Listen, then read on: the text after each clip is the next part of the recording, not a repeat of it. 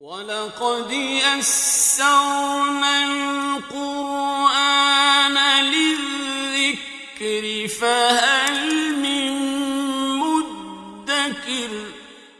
الحمد لله رب العالمين والصلاة والسلام على أشرف الأنبياء والمرسلين أما بعد فأعوذ بالله من الشيطان الرجيم من همزه ونفخه ونفثه بسم الله الرحمن الرحيم رب اشرح لي صدري ويسر لي أمري واحلل عقدة من لساني يفقه قولي اللهم انفعنا بما علمتنا وعلمنا ما ينفعنا وزدنا علما فبشر عبادي الذين يستمعون القول فيتبعون أحسنه أولئك الذين هداهم الله وأولئك هم أولو الألباب أعوذ بالله من الشيطان الرجيم بسم الله الرحمن الرحيم يا أيها الذين آمنوا لا تقدموا بين يدي الله ورسوله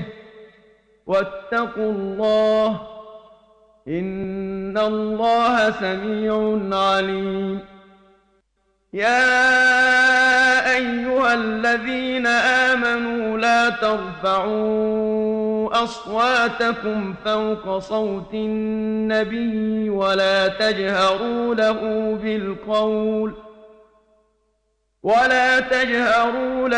بالقول كجهر بعضكم لبعض أن تحبط أعمالكم وأنتم لا تشعرون أعوذ بالله من الشيطان الرجيم بسم الله الرحمن الرحيم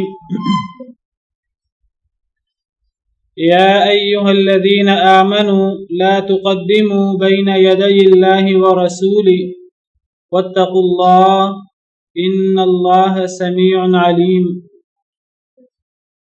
یہ سورۃ الحجرات مدنی سورت ہے۔ اس کے نزول کا زمانہ تقریباً 9 ہجری ہے۔ 9 ہجری یہ وہ زمانہ ہے جب نبی کریم صلی اللہ علیہ وسلم کے پاس وفد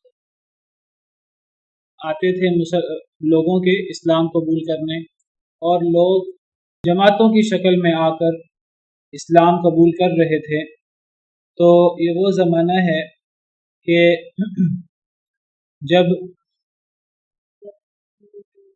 یہ صورت نازل ہوئی، خاص طور پر اس صورت کی جو ابتدائی 5 آیات ہیں، تقریباً 9 ہجری کا زمانہ ہے، فتح مکہ کے بعد۔ اللہ تعالیٰ فرماتے ہیں یا ایھا الذین آمنوا لا تقدموا بین یدی اللہ ورسولہ، اے ایمان والو، اے وہ لوگوں جو ایمان لائے ہو، جنہیں ایمان کا دعویٰ ہے۔ اگر تمہیں ایمان کا دعویٰ ہے تب پھر تمہیں اگلے احکامات پر عمل کرنا ہوگا۔ اگر تم اگلے احکامات پر عمل نہیں کرو گے تو گویا کہ پھر تمہارا ایمان کا دعویٰ درست نہیں ہے۔ جب بھی قرآن کریم میں یا ایھا الذین آمنوا کسی آیت کے شروع میں آئے تو اس سے مراد یہ ہوتی ہے کہ اے وہ لوگوں جنہیں ایمان کا دعویٰ ہے، اے وہ لوگوں جو کہتے ہیں ہم ایمان لائے، اے ایمان والو۔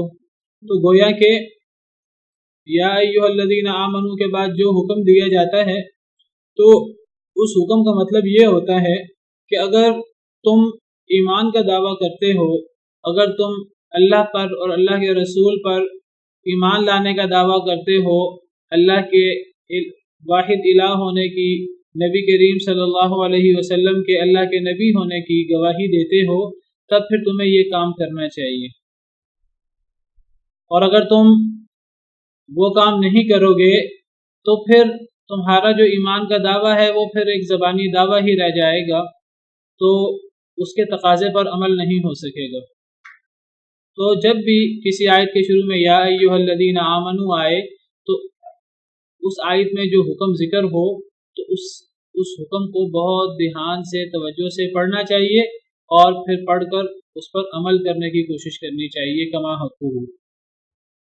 گویا کہ یہ تقریباً اسی طرح کا معاملہ ہوتا ہے، جیسے کہ بعض احادیث مبارکہ میں آتا ہے، قرآن کریم میں بھی انداز ہے، ان کنتم تؤمنون باللہ والیوم الآخر، کہ اگر تم اللہ اور آخرت پر ایمان رکھتے ہو تب تمہیں یہ کام کرنا چاہیے۔ قرآن کریم کی کئی آیات میں اللہ تعالیٰ یا ایھا الذین آمنو، اے ایمان والو، اے وہ لوگوں جنہیں ایمان کا دعویٰ ہے، یہ کہہ کر مخاطب فرما کر پھر اللہ تعالیٰ کوئی حکم دیتے ہیں، اور کئی آیات میں قرآن کریم میں اللہ تعالیٰ کوئی حکم دے کر فرماتے ہیں کہ تمہیں اس حکم پر عمل کرنا چاہیے، ان کنتم تؤمنون باللہ والیوم الآخر، اگر تم اللہ اور آخرت پر ایمان لاتے ہو۔ جس طرح سورہ نساء میں اللہ رب العالمین کا ارشاد ہے، اور کئی آیات میں سورہ نساء میں ہے کہ یا ایھا الذین آمنوا اطیعوا اللہ واطیعوا الرسول واولی الامر منکم، اے ایمان والو اللہ کی اطاعت کرو، رسول کی اطاعت کرو، اور جو تم میں سے اولی الامر ہیں ان کی اطاعت کرو۔ سورہ نساء آیت نمبر 59 ہے۔ تو اللہ فرماتے ہیں اے ایمان والو اللہ کی، رسول کی اطاعت کرو، اور اپنے میں سے اولی الامر کی اطاعت کرو۔ فَإِن تَنَازَعْتُمْ فِي شَيْءٍ، اگر تمہارا کسی شے میں جھگڑا ہو جائے، فَرُدُّوهُ إِلَى اللَّهِ وَالرَّسُولِ، اسے اللہ اور رسول کی طرف لوٹا دو، إِن كُنتُمْ تُؤْمِنُونَ بِاللَّهِ وَالْيَوْمِ الْآخِرِ، اگر تم ایمان لاتے ہو اللہ پر اور آخرت کے دن پر۔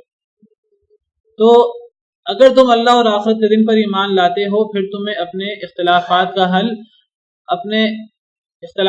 حل اللہ اور اللہ کے رسول کی طرف رجوع کر کے کرنا چاہیے۔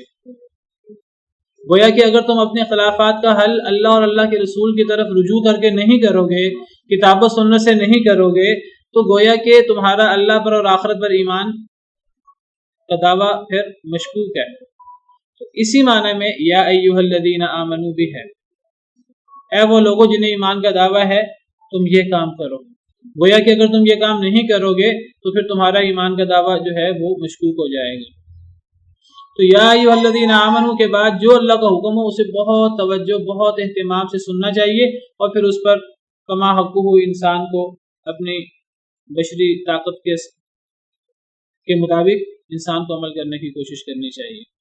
تو یا ایھا الذین آمنوا، اے وہ لوگوں جنہیں ایمان کا دعویٰ ہے، جو ایمان لائے ہو، لا تقدموا، نہ تم آگے بڑھو، بین یدی اللہ ورسولہ، اللہ اور اس کے رسول کے سامنے سے۔ بین یدی اللہ کا لفظی مطلب ہے کہ دونوں ہاتھوں کے درمیان، اللہ اور اللہ کے رسول کے دونوں ہاتھوں کے درمیان، یہ اصل میں ایک محاورہ ہے عربی زبان کا، اور اس سے مراد پہلے ہوتا ہے۔ جب کہا جاتا ہے بین یدیہ، اس سے مراد پہلے ہوتا ہے، من بین یدیہ ومن خلفہ، قرآن کریم میں جگہ جگہ آتا ہے۔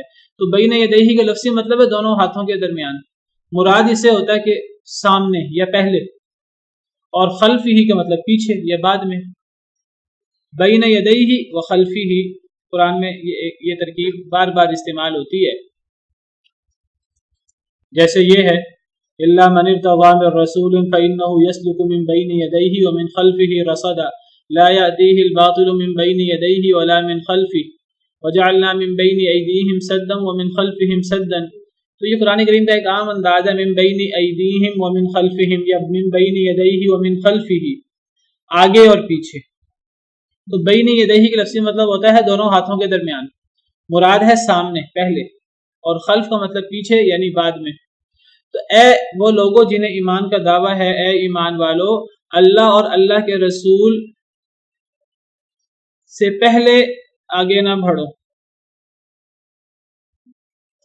کیا مطلب؟ مطلب یہ ہے کہ تمہیں اللہ اور اللہ کے رسول سے آگے نہیں بڑھنا، تمہیں ہر حکم، ہر کوئی بھی عمل کرنے سے پہلے یہ دیکھنا ہے کہ اللہ اور اللہ کے رسول نے کیا حکم دیا ہے۔ اپنی طرف سے تمہیں کوئی کام نہیں کرنا، اپنی مرضی سے، اپنی خواہش نفس سے، اپنے دل کے پیچھے لگ کر کوئی کام نہیں کرنا، بلکہ تمہیں اللہ اور اللہ کے رسول کے پیچھے چلنا ہے، آگے نہیں چلنا۔ پیچھے چلنے سے کیا مراد ہے؟ کوئی کام کرنے سے پہلے دیکھ لو کہ اس کے بارے میں اللہ کا کیا حکم ہے، اللہ کے رسول صلی اللہ علیہ وسلم کا کیا حکم ہے۔ اللہ کا حکم ہو، اللہ کے رسول کا حکم ہو، ایک ہی درجہ رکھتا ہے وہ۔ اللہ کا حکم ہے، رسول کا حکم ہے، اگر موجود ہے تو اس کی پیروی کرو، اس کے مطابق عمل کرو۔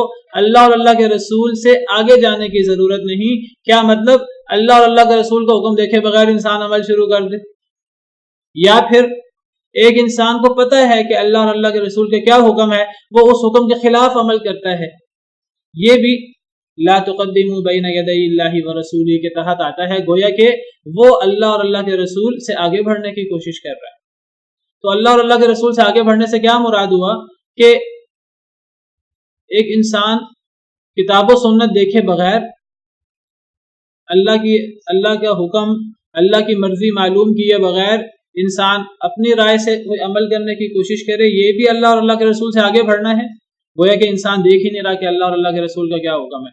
اور اگر ایک انسان کو اللہ اور اللہ کے رسول کا حکم معلوم ہو تو اس حکم کی پیروی نہ کرنا، اس حکم کی مخالفت کرنا، گویا کہ یہ بھی اللہ اور اللہ کے رسول سے آگے بڑھنا ہے۔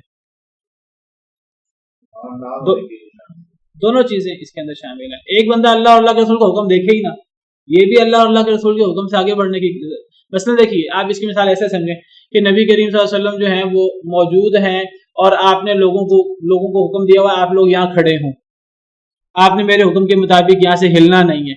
اب کوئی نبی کے حکم آنے سے پہلے وہاں سے ہل جائے، یہ اللہ اور اللہ کے رسول سے آگے بڑھنے والی بات ہے۔ اللہ اور اللہ کے رسول کے حکم کا انتظار کرنا چاہیے، اور اللہ اور اللہ کے رسول نے کوئی حکم دیا ہو اس حکم کی پیروی نہ کرنا، اس حکم کی مخالفت کرنا، گویا یہ بھی اللہ اور اللہ کے رسول سے آگے بڑھنے والی بات ہے۔ تو ایک ایمان والے کا، مومن کا یہ کام نہیں ہے کہ وہ دین کا حکم معلوم کیے بغیر کوئی کام کرے، لا علمی میں، جہالت میں، اس سے پہلے علم حاصل کر لینا چاہیے۔ ہمارے ہاں کیا ہوتا ہے، کئی لوگ جو ہیں وہ کاروبار کرتے ہیں یہ دیکھے بغیر کہ وہ جائز ہے کہ ناجائز ہے۔ کئی لوگ نکاح کرتے ہیں، انہیں پتہ ہی نہیں نکاح کرنے کا طریقہ کار کیا ہے، نکاح کرنے کے بارے میں اللہ تعالیٰ نے کیا احکامات دیے ہیں، پیارے نبی صلی اللہ علیہ وسلم کی کیا سنت ہے، کیا طریقہ کار ہے۔ نکاح کے بعد طلاق دیتے ہیں، انہیں پتہ ہی نہیں طلاق دینے کے بارے میں اللہ اور اللہ کے رسول کے کیا احکامات ہیں، نبی کریم صلی اللہ علیہ وسلم نے اس کے بارے میں کیا تعلیمات دی ہیں۔ کوئی عبادت کرتے ہیں، نماز پڑھتے ہیں، انہیں پتہ ہی نہیں کہ نماز کے بارے میں اللہ اور اللہ کے رسول کا کیا حکم ہے، جیسے دوسروں کو دیکھا ویسے نماز پڑھنا شروع کر دی۔ زکوٰۃ، روزہ، حج کرنے چلے جاتے ہیں، واپس آ کر وہ بتاتے ہیں کہ جی ہم نے تو فلاں کام نہیں کیا تھا، ہم تو عرفات میں داخل نہیں ہوئے تھے۔ انہوں نے یہ جاننے کی ضرورت ہی محسوس نہیں کی کہ ہم حج کرنے جا رہے ہیں، یہ ایک ایسا عمل ہے کہ یہ گویا کہ اسلام اور کفر کی بات ہے۔ ایک بندہ حج کی استطاعت کے باوجود حج نہ کرے کافر ہو جاتا ہے۔ اگر استطاعت ہے تو حج کرنا ہے۔ ایک بندہ حج کرنے جا رہا ہے، اتنا بڑا عمل کرنے جا رہا ہے جو اسلام اور کفر کے درمیان ایک فرق ہے، کرنے جا رہا ہے، وہ حج کے بارے میں، عمرے کے بارے میں سیکھے بغیر، معلومات لیے بغیر چلا جاتا ہے۔ یہ سب چیزیں لا تقدموا بین یدی اللہ ورسولہ کے تحت آتی ہیں۔ ایک انسان دین میں حکم موجود ہے، دین میں تعلیمات موجود ہیں، وہ سیکھنے کی ضرورت ہی محسوس نہیں کرتا، جاہل ہے۔ کہ جاہل کا مطلب یہ نہیں ہے کہ ایک انسان جاہل کا جاہل رہے، اس کا کام یہ ہے کہ ایک انسان دین کے سارے احکامات سیکھے، بہت اچھی بات ہے، یہ تو دین کا عالم بننے والی بات ہے۔ اگر ایک بندہ یہ کام نہیں کر سکتا، کم از کم وہ کام تو سیکھے جو وہ کرنے جا رہا ہے۔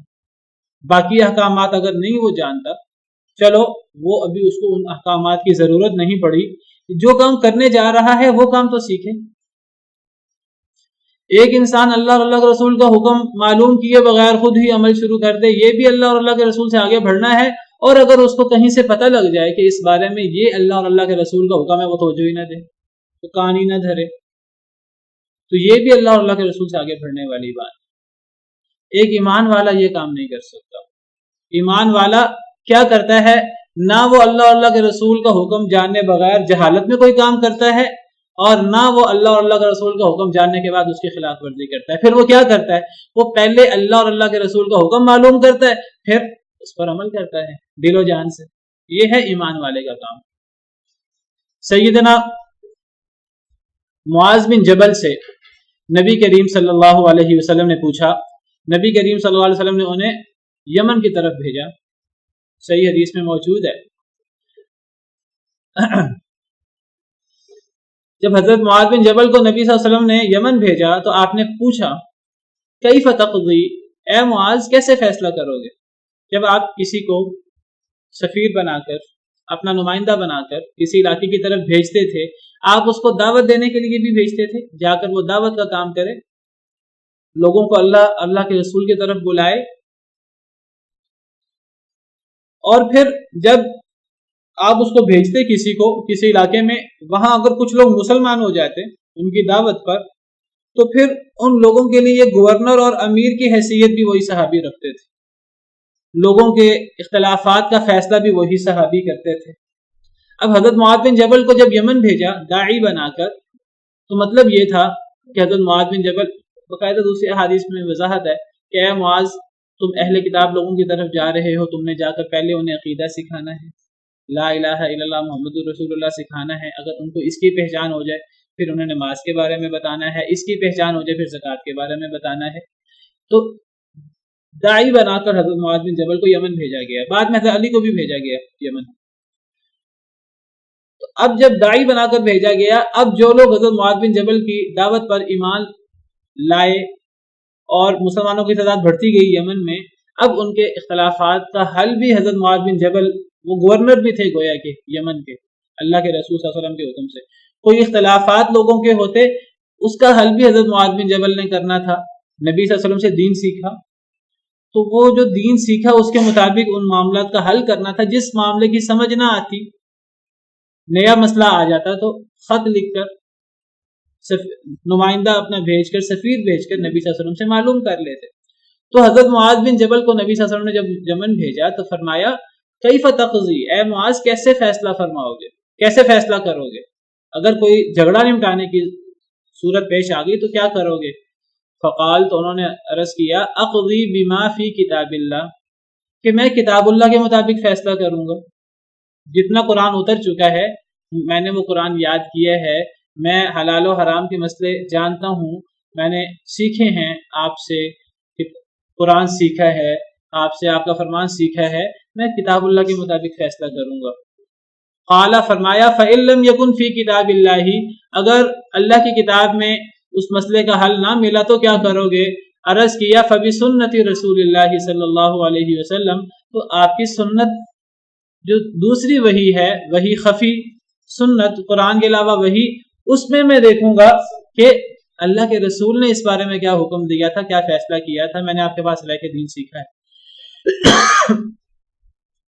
آپ نے پوچھا فَإِن لَّمْ يَكُنْ فِي سُنَّةِ رسول اللہ، اگر وہ نبی صلی اللہ علیہ وسلم کی سنت میں بھی نہ ہوا، پھر تو عرض کیا اجتہد برأیی، پھر میں اپنی رائے کے مطابق عمل کرنے کی کوشش کروں گا. اپنی رائے سے مراد یہ نہیں ہے کہ اپنی مرضی سے پھر میں فیصلہ کروں گا، اپنی رائے سے مراد ہے کتاب و سنت میں غور کر کے پھر اجتہاد کروں گا.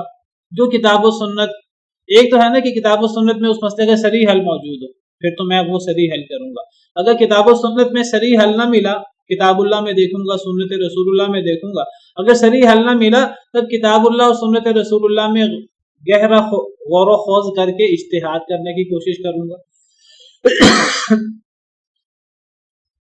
جب پہلے کتاب اللہ کا ذکر کیا، سنت رسول اللہ کا ذکر کیا اور پھر اجتہاد کا ذکر کیا، اجتہاد میں انسان کو غلطی بھی لگ سکتی ہے. جب ایک انسان کتاب اللہ اور سنت رسول اللہ میں غور کرتا ہے، غلطی بھی لگ سکتی ہے فہم میں. تو اجتہاد وہ صحیح بھی ہو سکتا ہے، غلط بھی ہو سکتا ہے. کتاب اللہ تو غلط نہیں ہو سکتی، سنت رسول اللہ تو غلط نہیں ہو سکتی، کبھی اس میں خامی نہیں ہو سکتی. اجتہاد میں غلطی ہو سکتی ہے. عرض کیا اجتہاد آخر میں کروں گا. تو نبی صلی اللہ علیہ وسلم نے فرمایا الحمدللہ الذی وفق رسول اللہ بما یرضی بہ رسول اللہ. دوسری روایات میں اضافہ ہے کہ آپ نے فرمایا کہ اللہ کی تعریف ہے، تمام تعریفیں اس ذات کی ہیں جس نے رسول کریم صلی اللہ علیہ وسلم کے نمائندے کو صحیح توفیق بخشی ہے، صحیح بات سکھائی ہے، صحیح بات ان کے دل میں ڈالی ہے. پہلے کتاب اللہ سنت رسول اللہ میں دیکھنا چاہیے، اگر مل جائے تو اس کے مطابق فیصلہ کرنا چاہیے، اگر نہ ملے تو پھر اجتہاد کتاب و سنت میں غور کرنا چاہیے. یہ نہیں کہ ایک انسان کتاب اللہ اور سنت رسول اللہ میں دیکھے ہی نہ، خود ہی کر گزرے، یا پھر کتاب اللہ اور سنت رسول اللہ میں دیکھ کر اس کے خلاف کرے. نہیں، ایک مسلمان کا کام کیا ہے کہ قرآن کریم اور سنت میں اس مسئلے کا حل دیکھے اور جو حل نکلے دل و جان سے اس پر عمل کرے. اشرم بشرہ میں ان کا ذکر نہیں ہے، لیکن بہت جلیل القدر صحابی ہیں۔ حضرت عمر کے دور میں یہ فوت ہو چکے تھے۔ جب حضرت عمر نے جب وہ ان کو جب زخم لگے اور وہ زخمی تھے شدید، تو اب جب انہوں نے 6 لوگوں کی کمیٹی بنائی جو اشرم بشرہ میں سے تھے کہ ان میں سے اپنا خلیفہ چن لینا، حضرت عمر نے فرمایا کہ اگر آج معاذ بن جبل زندہ ہوتے تو میں ان کو اپنے بعد خلیفہ نامزد کر کے جاتا۔ اتنے بڑے عالم تھے، کہتے ہیں حلال و حرام کا سب سے بڑا علم صحابہ کرام میں ان کو تھا، سب سے زیادہ حلال و حرام کو جاننے والے حضرت معاذ بن جبل تھے، حالانکہ انصاری صحابی تھے، بہت جلیل القدر صحابی ہیں حضرت معاذ بن جبل، جن پر نبی کریم صلی اللہ علیہ وسلم کو بڑا اعتماد تھا۔ تو اللہ اور اللہ کے رسول سے ایک مسلمان آگے نہیں بڑھ سکتا۔ اللہ اور اللہ کے رسول کا حکم معلوم کرتا ہے، پھر اس کے مطابق عمل کرتا، اس کے خلاف بھی نہیں کرتا۔ واتقوا اللہ، اللہ سے ڈر جاؤ، ان معاملات میں اللہ سے ڈر جاؤ کہ پہلے اللہ اور اللہ کے رسول کا حکم تلاش کرو پھر عمل کرو۔ اگر اللہ اور اللہ کے رسول کا حکم مل جائے پھر اس کی خلاف ورزی کرنے کی کوشش نہ کرو، بلکہ اللہ سے ڈرو۔ یہ چیز انسان کے اعمال تباہ کر سکتی ہے۔ اللہ اور اللہ کے رسول کی نافرمانی انسان کو کفر تک لے جا سکتی ہے، جس طرح ہم سورہ محمد میں پڑھ چکے ہیں، یا ایھا الذین آمنوا اطیعوا اللہ واطیعوا الرسول ولا تبطلوا اعمالکم، اے ایمان والو اللہ اور اللہ کے رسول کی اطاعت کرو اور اپنے عمل کو باطل نہ کرو۔ کیا مطلب؟ یعنی اللہ اور اللہ کے رسول کی نافرمانی کر کے۔ اور دوسری آیت میں سورہ آل عمران میں فرمایا کہ واطیعوا اللہ واطیعوا الرسول فإن تولوا فإن اللہ لا يحب الكافرین، اللہ اور اللہ کے رسول کی اطاعت کرو اور اگر وہ پھر جائیں فإن اللہ لا يحب الكافرین، تو اللہ کافروں کو پسند نہیں کرتے۔ اگر کوئی پھر جائے اللہ اور اللہ کے رسول کی اطاعت سے تو کفر تک بات پہنچتی ہے، ایسے کافروں کو اللہ پسند نہیں کرتے۔ اللہ سے ڈر جاؤ۔ جہالت میں کوئی فیصلہ کرو، یہ بھی اللہ کی ناراضگی کی بات ہے۔ اللہ کا حکم موجود ہے، نبی کا حکم موجود ہے، تم پڑھتے ہی نہیں۔ جہالت میں فیصلہ کرو، یہ بھی اللہ کو ناراض کرنے والی بات ہے، اور اللہ اور اللہ کے رسول کا حکم معلوم ہے انسان اس کے خلاف فیصلہ کرے، یہ بھی جو ہے وہ اللہ کو ناراض کرنے والی بات ہے۔ اللہ سے ڈر جاؤ۔ نبی صلی اللہ علیہ وسلم کا ارشاد ہے، چونکہ وہ فیصلے کی بات ہوئی، حضرت معاذ بن جبل کی حدیث آپ کے سامنے بیان کی ہے، آپ نے فرمایا کہ قاضی 3 طرح ہوتے ہیں، 3 طرح کے قاضی ہوتے ہیں۔ فرمایا 2 قاضی جہنم میں، ایک جنت میں۔ کون سے 2 قاضی جہنم میں؟ فرمایا ایک قاضی تو وہ ہے کہ کوئی مسئلہ درپیش ہوتا ہے تو وہ وہ جب دیکھتا ہے اس کا حل کتاب و سنت میں، اسے کتاب و سنت میں جو حل نظر آتا ہے اس مسئلے کا، تو وہ کتاب و سنت کے مطابق اس مسئلے کا فیصلہ کر دیتا ہے، اللہ اور اللہ کے رسول کے حکم کے مطابق۔ سب سے پہلے وہ کتاب و سنت میں اس مسئلے کا حل تلاش کرتا ہے، اور پھر جو حل اسے ملتا ہے کتاب و سنت میں وہ اس کے مطابق فیصلہ بھی کر دیتا ہے۔ کوئی دنیاوی مفاد نہیں دیکھتا، کوئی غریب امیر نہیں دیکھتا، کوئی کسی کی سفارش، کوئی واسطہ وسیلہ نہیں دیکھتا، وہ انصاف کے مطابق فیصلہ کر دیتا ہے۔ یہ جنتی قاضی ہے، کتاب و سنت کے مطابق اس مسئلے کا حل دیکھتا ہے، پھر اس کے مطابق عمل کرتا ہے۔ دوسرا قاضی وہ ہے، ایک جنتی ہے یہ جنتی، باقی 2 جہنمی ہیں۔ دوسرا وہ ہے جو اس مسئلے کا حل کتاب و سنت، اس کو پتہ ہے کہ اس مسئلے کا حل کتاب و سنت میں کیا ہے، لیکن وہ دنیاوی مفادات کی وجہ سے فیصلہ اس کے خلاف کر دیتے۔ پتہ ہے کتاب و سنت میں حل کیا ہے، علم کے باوجود فیصلہ اس کے خلاف کرتا ہے، یہ جہنمی ہے، کیونکہ یہ اللہ اور اللہ کے رسول سے آگے بڑھ گیا۔ اللہ اور اللہ کے رسول کا حکم معلوم ہوا اور اس نے خلاف ورزی کر لی۔ اور تیسرا قاضی پتہ کون ہے؟ وہ جو کہ کسی مسئلے کا حل کتاب و سنت میں دیکھتا ہی نہیں ہے، ایک مسئلے کا حل کتاب و سنت میں دیکھے بغیر فیصلہ کر دیتا ہے، قطع نظر اس کے کہ وہ صحیح ہے کہ غلط ہے۔ ممکن ہے کہ صحیح فیصلہ کر دے لا علمی میں، وہ کتاب و سنت میں اس مسئلے کا حل دیکھے بغیر فیصلہ کر دے، صحیح فیصلہ کرے غلط فیصلہ کرے، وہ جہنمی دونوں صورتوں میں۔ یہ دونوں جہنمی قاضی ہیں، دونوں کی جرم کیا ہے؟ لا تقدموا بین یدی اللہ ورسولہ، ایک نے جہالت میں فیصلہ کیا جہنمی ہو گیا، اور دوسرے نے فیصلہ اس کو پتا تھا کہ صحیح بات کیا ہے کتاب و سنت میں، اس مسئلے کا حل کیا ہے، لیکن اس نے تعصب کی وجہ سے، دنیاوی مفاد کی وجہ سے، سفارش کی وجہ سے، وسیلے کی وجہ سے، اس نے رشوت لیتے ہوئے اس نے فیصلہ خلاف کر دیا، یہ بھی جہنمی ہے۔ یہ دونوں باتیں لا تقدموا بین یدی اللہ ورسولہ میں آتی ہیں۔ اور جو جنتی ہے وہ کون سا ہے؟ کہ جس نے دیکھا کتاب و سنت میں حل کیا ہے وہ تلاش کیا، اس کے مطابق فیصلہ کیا، اس نے گویا کہ وہ اللہ اور اللہ کے رسول سے آگے نہیں بڑھا، اس نے اتباع کی۔ ایک مسلمان کا کام کیا ہے؟ اللہ اور اللہ کے رسول کے حکم کی اتباع کرے، پہلے حکم تلاش کرنے کی کوشش کرے، جب حکم مل جائے تو اس کی پیروی کرے، یہ مسلمان کا کام ہے۔ جی اب اس میں دیکھیں اجتہاد کا مطلب کیا ہوتا ہے؟ اجتہاد کا مطلب ہوتا ہے کتاب و سنت کی نصوص سے انسان مسئلہ تلاش کرنے کے لیے اپنی جتنی کوشش کر سکتا ہے انسان کوشش کرے، یہ ہوتا ہے اجتہاد۔ اجتہاد لغوی معنی ہے کہ اپنی پوری کوشش کر دینا، یہ دنیاوی کوشش کو اجتہاد نہیں کہتے۔ اجتہاد کہتے ہیں کہ کتاب و سنت سے کسی مسئلے کو سمجھنے کے لیے انسان اپنی ٹل لگا لے، انسان اپنی پوری کوشش کرے۔ کون کر سکتا ہے؟ یہ وہی کر سکتا ہے جس کو کتاب و سنت کا فہم ہوگا، جس کو کتاب اللہ کا پتہ ہوگا، سنت رسول اللہ کا پتہ ہوگا، عربی زبان آتی ہوگی، اسے شرعی علوم آتے ہوں گے، وہ کتاب اللہ اور سنت رسول اللہ کے اندر غور کرے گا، ڈبکی لگائے گا، گہرائی میں جائے گا، وہ اجتہاد کر سکتا ہے۔ ایرا غیرہ اٹھ کے تو اجتہاد نہیں کر سکتا۔ جسے کتاب اللہ سنت رسول اللہ کا پتہ ہی نہیں، یہ وہی بات ہو جائے گی تیسرے قاضی والی کہ اسے پتہ ہی نہیں کتاب اللہ اور سنت رسول اللہ کا حکم کیا ہے، وہ فیصلہ کر دے، وہ میں کہوں کہ صحیح فیصلہ بھی کر دے تو جہنمی ہے۔ یعنی اگر اس کا فیصلہ تکے سے صحیح ہو گیا، اس نے چونکہ کتاب اللہ سنت رسول اللہ کے مطابق فیصلہ نہیں کیا، اسے نہیں پتا کہ اللہ اور اللہ کے رسول کا کیا حکم ہے، وہ فیصلہ کر دے وضعی قانون کے مطابق، برطانوی قانون کے مطابق، حالانکہ اس مسئلے کا حل کتاب اللہ سنت رسول اللہ میں موجود ہے لیکن اسے نہیں پتا، وہ تلاش کرنے کی زحمت نہیں کرتا۔ تو ایسا قاضی غلط فیصلہ کرے، صحیح فیصلہ کرے، تکے سے صحیح ہو جائے، تو یہ بھی اللہ اور اللہ کے رسول سے آگے بڑھ گیا ہے، اللہ معاف کرے۔ تو ہر مسئلے کا فیصلہ کتاب اللہ سنت رسول اللہ کے مطابق کرنا ہے، فیصلہ کرنے کا اختیار ہے ہی اللہ کے پاس۔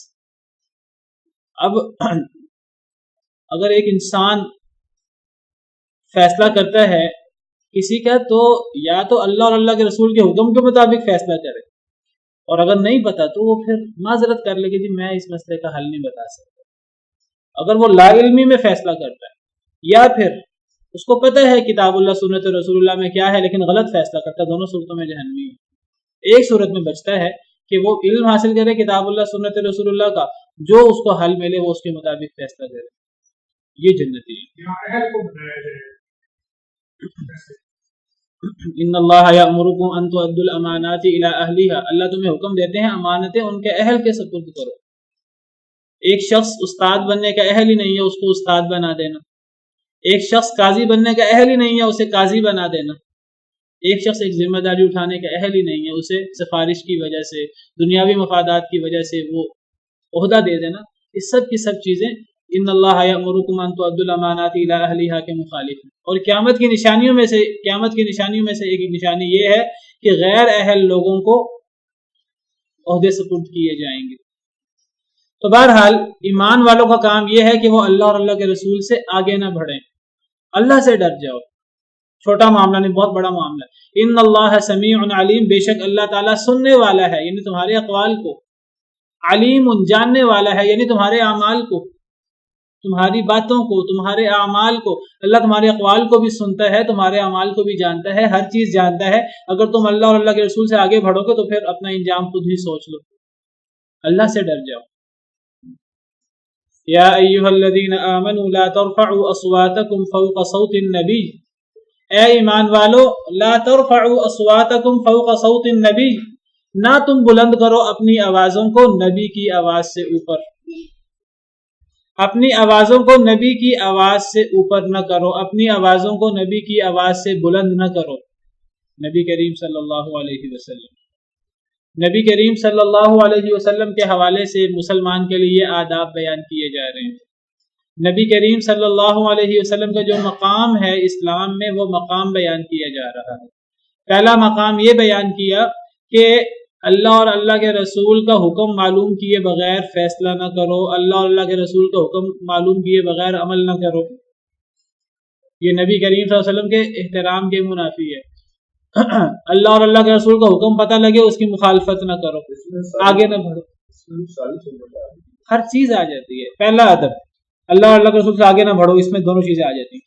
دوسری بات اللہ اور اللہ کے رسول کی بات ہو رہی ہے، اللہ کے رسول کی آواز سے اپنی آواز بلند نہ کرو، یہ دوسرا مقام ہے، دوسرا ادب ہے نبی کریم صلی اللہ علیہ وسلم کے حوالے سے۔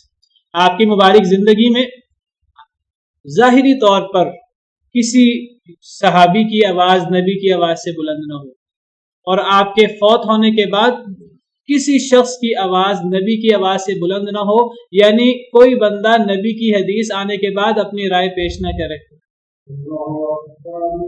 یہ قیامت تک کے لیے یہ حکم ہے، ادب ہے، اذان کے بعد باقی انشاءاللہ۔ تو دوسرا ادب بیان ہو رہا ہے۔ پہلا ادب کہ اللہ اور اللہ کے رسول سے آگے نہ بڑھو، اور میں بیان کر چکا ہوں اللہ اور اللہ کے رسول سے آگے بڑھنے سے کیا مراد ہے۔ دو باتیں مراد ہیں صحابہ کرام کے اقوال کی روشنی میں۔ ایک تو بات یہ مراد ہے کہ اللہ اور اللہ کے رسول کو حکم کا پتہ ہی نہ ہو اور ہم حکم معلوم کیے بغیر عمل کر لیں، یہ بھی اللہ اور اللہ کے رسول کے حکم سے آگے بڑھنا ہے، ان سے آگے بڑھنا ہے۔ اور دوسرا اس سے مراد کہ اگر اللہ اور اللہ کے رسول کے حکم کا علم ہو جائے اس کی خلاف ورزی کرنا، یہ دونوں چیزیں اللہ اور اللہ کے رسول سے آگے بڑھنے والی بات ہے۔ پہلا ادب کہ اللہ اور اللہ کے رسول سے آگے نہ بڑھو، اللہ سے ڈر جاؤ، اللہ کو پتہ ہے تمہارے اقوال کا، تمہارے افعال کا، نہ کوئی تمہارا قول ایسا ہو نہ کوئی تمہارا فعل ایسا ہو۔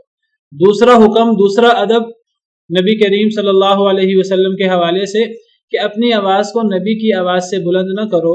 نبی کریم صلی اللہ علیہ وسلم کی حیات میں اس سے مراد، آپ کی حیات طیبہ میں اس سے مراد کہ صحابہ کرام نہ تو ظاہری طور پر اپنی آواز نبی کریم صلی اللہ علیہ وسلم کی مبارک آواز سے بلند کریں، یا نبی کا حکم آ جائے اور صحابہ کرام نبی کے حکم کے باوجود اپنی بات کر رہے ہیں، اپنی اجتہاد، اپنی رائے پیش کر رہے ہیں، یہ بھی نبی کی بات سے اپنی بات بلند کرنا۔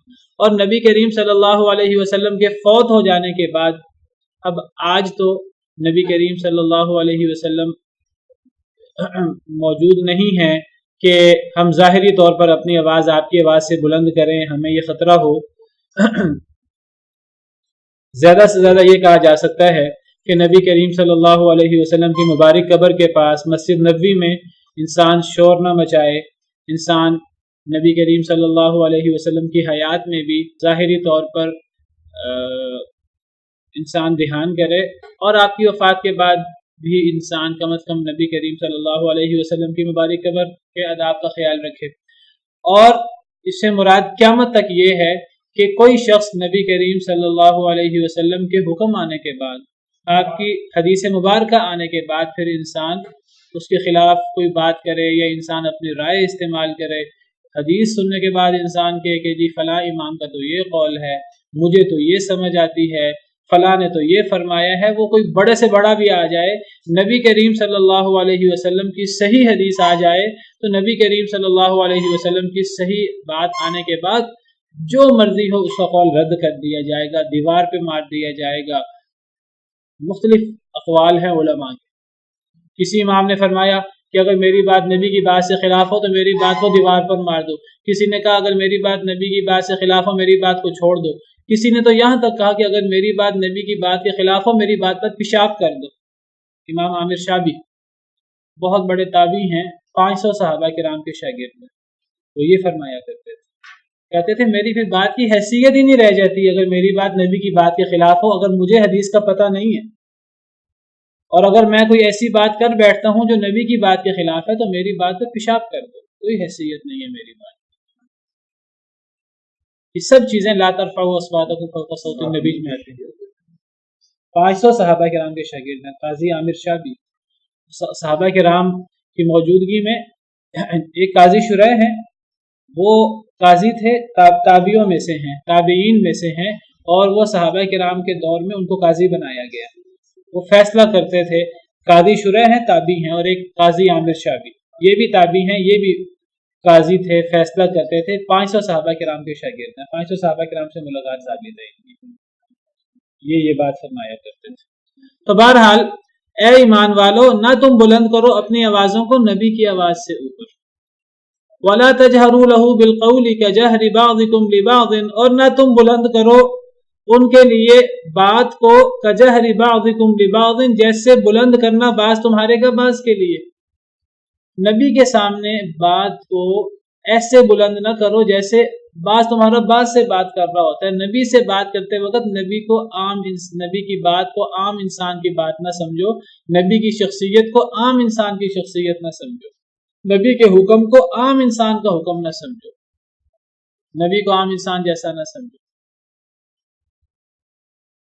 نبی کی بات کو عام انسان جیسا نہیں سمجھنا چاہیے. کئی لوگ جو ہیں وہ اہل الحدیث پر اعتراض کرتے ہیں کہ یہ تو نبی کو اپنے بڑے بھائی جیسا سمجھتے ہیں. جو نبی کو اپنے بڑے بھائی جیسا سمجھے، نبی کی بات کو بڑے بھائی کی بات جیسا سمجھے، نبی کے حکم کو بڑے بھائی یا باپ کی طرح بھی میں کہتا ہوں اگر سمجھے تو یہ تو ایمان نہیں ہے، یہ تو ایمان کے مخالف ہے. میں تو کہتا ہوں کہ جو لوگ الزام لگاتے ہیں اہل الحدیث پر کہ وہ نبی کو بڑے بھائی کی طرح سمجھتے ہیں، ان کی مراد کیا ہے؟ ان کی مراد یہ کہ وہ نبی کو اپنے جیسا انسان سمجھتے ہیں. حالانکہ یہ بات تو قرآن میں موجود ہے کہ نبی بشر ہونے کے اعتبار سے، کھانے پینے کے اعتبار سے، بشری صفات ہونے کے اعتبار سے بازار جاتا ہے، کھاتا پیتا ہے، اس کو انسانوں جیسی ضروریات درپیش ہوتی ہیں. اس معنی میں وہ تمہارے جیسا انسان ہے، لیکن اس میں اور عام انسانوں میں یہ فرق ہے، اس پر اللہ کی طرف سے وحی آتی ہے.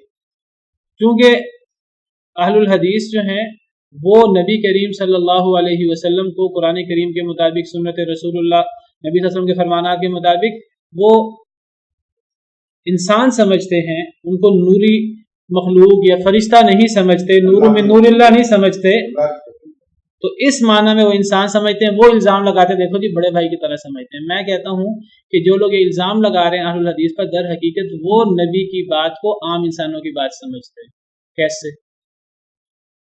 وہ نبی کی بات کے بعد اپنے ائمہ کی بات مانتے ہیں، وہ نبی کی بات کو چھوڑ دیتے ہیں اپنے امام کی بات کے پیچھے. آپ مجھے بتائیں کہ کیا انہوں نے نبی کی بات کو عام انسان کی بات نہیں سمجھا؟ کیا انہوں نے نبی کے حکم کو عام انسان کے حکم کی طرح نہیں سمجھا؟ جو نبی کو عام انسان کی طرح سمجھے، اس معنی میں کہ نبی کے حکم کو عام انسان کا حکم سمجھے، نبی کی بات کو عام انسان کی بات سمجھے.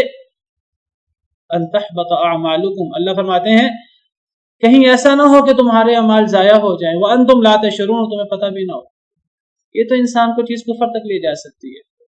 انسان کے سارے اعمال ضائع ہو سکتے ہیں اگر ایک انسان نبی کو اپنے جیسا سمجھے، نبی کے مقام کو اپنے جیسا سمجھے، نبی کے حکم کو اپنے جیسا سمجھے. نبی کے سامنے اپنی آواز بلند نہیں کی جا سکتی جیسے کوئی انسان کسی انسان کے سامنے آواز بلند کرتا ہے. اپنے جیسے انسان کے سامنے کوئی انسان آواز بلند کرتا ہے، اگر نبی کے سامنے اس طرح آواز بلند کرے، ڈر ہے کہ سارے اعمال ضائع نہ ہو جائیں اور پتہ بھی نہ ہو انسان کو. جی کہا جاتا ہے کہ یہ آیت کریمہ صحیح بخاری وغیرہ کی روایات کے مطابق یہ آیت کریمہ سیدنا ابو بکر سیدنا عمر کے بارے میں نازل ہوئی.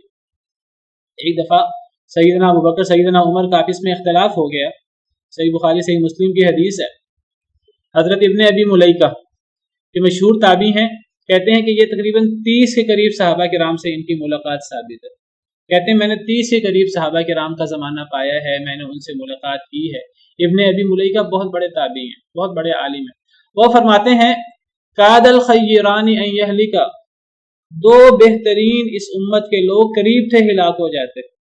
اس امت کے دو بہترین لوگ، الخیرانی، خیر کہتے ہیں سب سے بہتر کو، اور خیرانی دو اس امت کے بہترین لوگ قریب تھا ہلاک ہو جاتے. کون کون؟ ابو بکر و عمر، اس امت کے سب سے افضل لوگ. رفعا اصواتہما عند النبی صلی اللہ علیہ وسلم، ان دونوں کی آوازیں بلند ہو گئی نبی کریم صلی اللہ علیہ وسلم کی موجودگی میں. کب؟ حین قدم علیہ رکب بنی تمیم، جب آپ کے پاس بنو تمیم کا قافلہ آیا. اور یہ قافلہ کب آیا تھا؟ 9 ہجری میں بہلے بتا چکا کہ 9 ہجری میں آپ کے پاس قافلے اور وفد آئے تھے.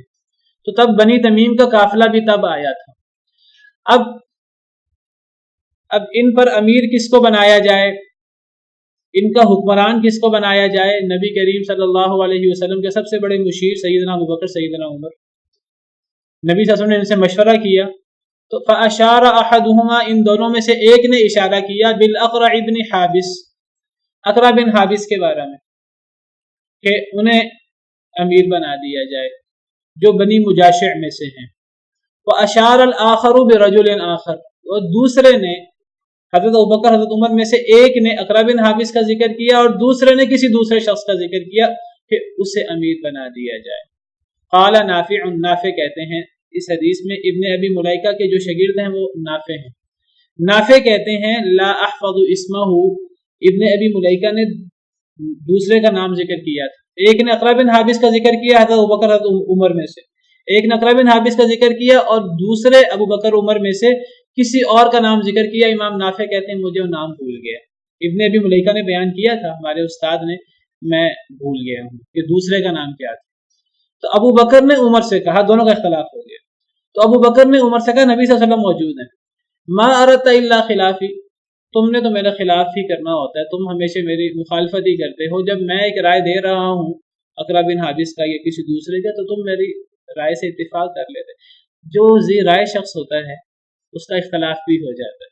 جس کی کوئی رائے نہ ہو تو وہ تو سب کے ساتھ ہی مل جائے گا. جو ذی رائے شخص ہوگا، جس کی رائے ہوگی، تو وہ دوسرے سے اختلاف بھی کر سکتا ہے. اور دیکھیے صحابہ کرام معصوم نہیں تھے، کسی کی رائے دوسرے کی رائے سے مخالف بھی ہو سکتی ہے، کسی کی رائے صحیح ہو سکتی ہے، دوسرے کی رائے غلط ہو سکتی ہے.